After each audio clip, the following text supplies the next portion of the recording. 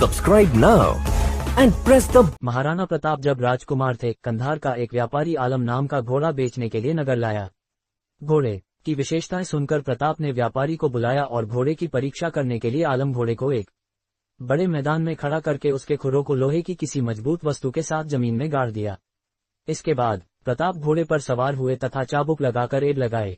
घोड़े के चारों खुर वही गड़े हुए रह गए और लहूलुहान घोड़ा मैदान में दौड़ता रहा। घोड़े को रोककर जैसे ही प्रताप नीचे उतरे, घोड़ा वहीं गिरकर बेहोश हो गया। प्रताप ने प्रसन्न होकर घोड़े का मूल्य देकर आलम को खरीद लिया।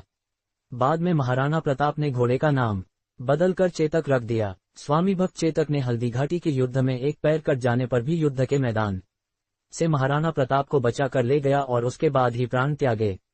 कुंभलगढ़ के कुओं में जहर।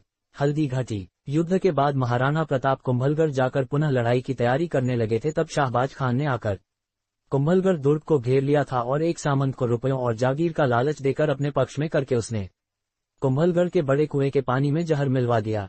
जब मौतें होनी शुरू हुई और महाराणा प्रताप को इस बारे में पता चला तो किले के कुछ विश्वस्त लोगों की सलाह से महाराणा प्रताप दुर्ग के पास जंगल में चले गए। शत्रुओं के भयंकर आक्रमण को देखकर बाद में दुर्ग के फाटक खोले गए और इसके बाद बहुत से राजपूत वीरगति को प्राप्त हुए और किले पर शाहबाज खान का कब्जा हो गया। मेवाड़ की पगड़ी का गौरव। मेवाड़ का एक व्यापारी किसी काम की वजह से अकबर के दरबार में गया।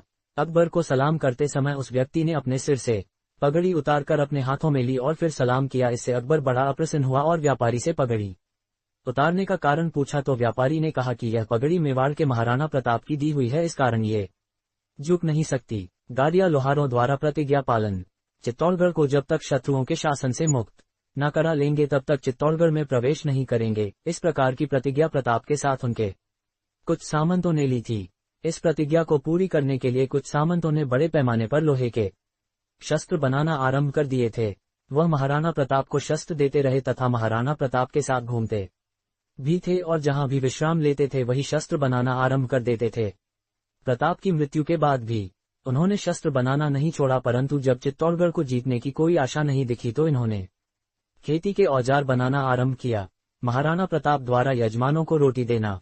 महाराणा प्रताप और उनका परिवार 3 दिनों से भूखा था। कहीं से अनाज लाकर कुछ रोटियां बनाए और सबको अपने अपने हिस्से की रोटियां दे दी, किंतु प्रताप की पुत्री ने अपना हिस्सा शाम को अपने छोटे भाई को देने के लिए सुरक्षित रख लिया।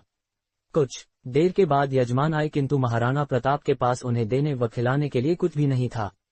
महाराणा प्रताप की समझदार पुत्री अपने पिता की स्थिति समझ गई और भोजन का अपना बचाया हुआ हिस्सा ले आई और महाराणा प्रताप को दे दिया। जब यजमान रोटी खाकर चल दिए तो उसके कुछ क्षण बाद उनकी पुत्री बेहोश हो गई और बहुत प्रयत्न करने के बाद ही होश आ सका। महाराणा प्रताप को जब बाद में अपनी पुत्री की समझदारी व त्याग के बारे में पता चला तो उन्हें बहुत दुख तो हुआ, परंतु अंदर ही अंदर वह अपनी पुत्री पर बहुत गर्व कर रहे थे। हकीम खान की आदर्श भावना। एक बार महाराणा प्रताप के साथी सामंतों की कुछ महिलाओं को मुगलों ने कैद में ले लिया था। मुसलमान सैनिक उन्हें कहां ले गए थे ये पता नहीं लग रहा था।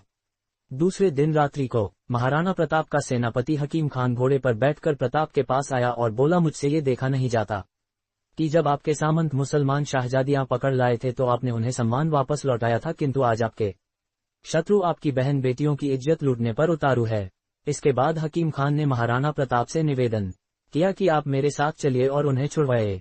महाराणा प्रताप ने तुरंत अपने विश्वस्त सैनिकों को आदेश दिया और हकीम खान के साथ खुद भी महिलाओं को मुक्त कराने के लिए गए।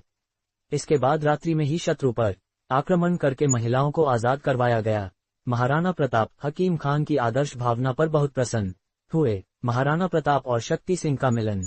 हल्दी घाटी के युद्ध में महाराणा प्रताप झालामान सिंह के कहने से जब लौट रहे थे तब 2 मुगल सैनिकों ने महाराणा प्रताप का पीछा किया। शक्ति सिंह ने जब ये देखा तो भाई का प्रेम उमड़ आया और मुगल सैनिकों का पीछा किया। आगे एक नाले को लंघ कर महाराणा प्रताप और चेतक तो आगे बढ़ गए, किंतु शक्ति सिंह ने मुगल सैनिकों को वही मार गिराया तथा शक्ति सिंह ने नाला लंघ कर ओ नीला घोड़ा रा सवार की जोर से आवाज लगाई। प्रताप रुक गए और शक्ति सिंह महाराणा प्रताप के पास पैरों में गिर पड़ा। दूसरी तरफ चेतक युद्ध में पैर कट जाने की वजह से घायल हो गया था और कुछ समय में चेतक ने अपने प्राण त्याग दिए। शक्ति सिंह ने अपना घोड़ा प्रताप को दिया और वहां से उन्हें रवाना किया और स्वयं दोनों मुगल सैनिकों में से एक का घोड़ा लेकर वापस युद्ध स्थल पर आ गया। महाराणा प्रताप की प्रतिज्ञा। मेवाड़ पर मुगलों के आक्रमण से प्रताप के अन्य सामंतों के साहस में कमी आने लगी थी। ऐसी स्थिति में महाराणा प्रताप ने सब सामंतों को एकत्रित कर उन्हें रघुकुल की मर्यादा की रक्षा करने और मेवाड़ को पूर्ण स्वतंत्र कराने का विश्वास दिलाया और प्रतिज्ञा की कि जब तक मेवाड़ को स्वतंत्र नहीं करा लूंगा तब तक राजमहलों में नहीं रहूंगा, पलंग पर नहीं सोऊंगा और धातु के बर्तन में भोजन नहीं करूंगा। महाराणा प्रताप के अंतिम शब्द। महाराणा प्रताप जब मृत्युशैया पर लेटे हुए थे, दर्द अधिक था किंतु साथ में चिंतित भी बहुत थे। पास बैठे सामंतों ने चिंता का कारण पूछा तो महाराणा प्रताप ने बताया कि मेरे मरने के बाद क्या अमर सिंह मेवाड़ की रक्षा कर पाएगा। ये सुनकर सामंतों के साथ अमर सिंह ने स्वतंत्रता के संघर्ष को जारी रखने का व्रत लिया। इससे महाराणा प्रताप को बड़ी शांति मिली और कुछ ही देर में महाराणा प्रताप ने अपना नश्वर शरीर त्याग दिया। अपने अंतिम समय में भी महाराणा प्रताप को अपनी पीड़ा से ज्यादा चिंता अपनी मातृभूमि की थी।